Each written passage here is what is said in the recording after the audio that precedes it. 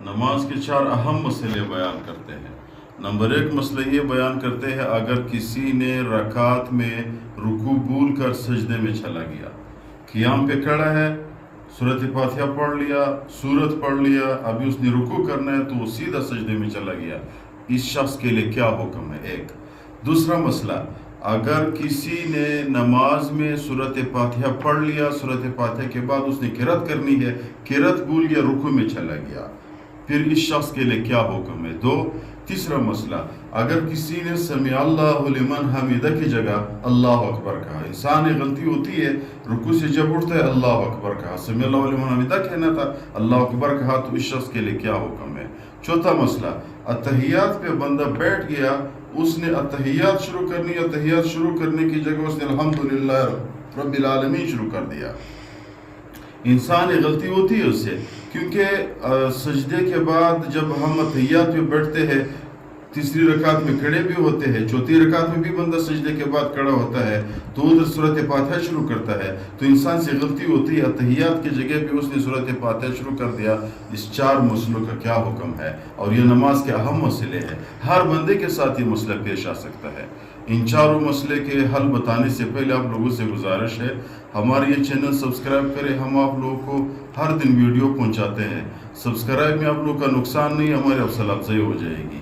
پہلا مسئلہ یہ ہے اگر کسی نے نماز میں رکوع بھول گیا، سجدے میں چلا گیا، تو اس شخص کا کیا حکم ہے؟ اس شخص کے لیے حکم یہ ہے میرے بھائیو، سجدے میں اس کو یاد آیا کہ یار رکوع بھول گیا، واپس ہو جائے، جب واپس ہو جائے اپنا رکوع کر دے، کیونکہ رکوع فرض ہے، سجدہ رکوع کے بعد ہے، پہلے رکوع کر لے بعد میں سجدہ کر لے، آخر میں جب نماز کے وہ ہو گیا تو سجدہ سہو لازم ہے۔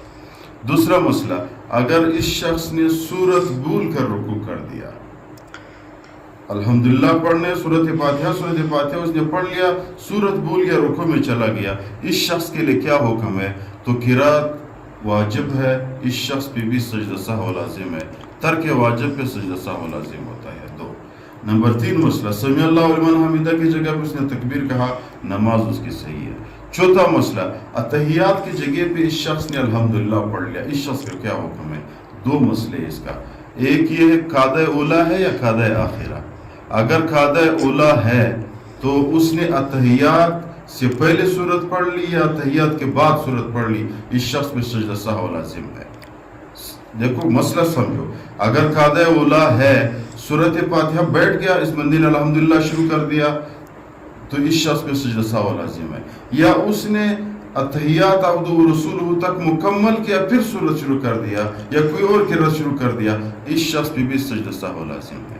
اور ایک اگر قاعدہ آخرہ ہے تو قاعدہ آخرہ میں اگر قرأت سے پہلے اس نے سجدہ الحمدللہ پڑھ لی تو اس شخص پہ سجدہ سہو لازم ہے، اور اگر اس نے اتحیات کے بعد سورت پڑھ لی تو اس شخص پہ سجدہ سہو لازم نہیں ہے۔ بس یہ 2 مسئلے ہیں، ان دونوں مسئلوں کا یہ فرق ہے۔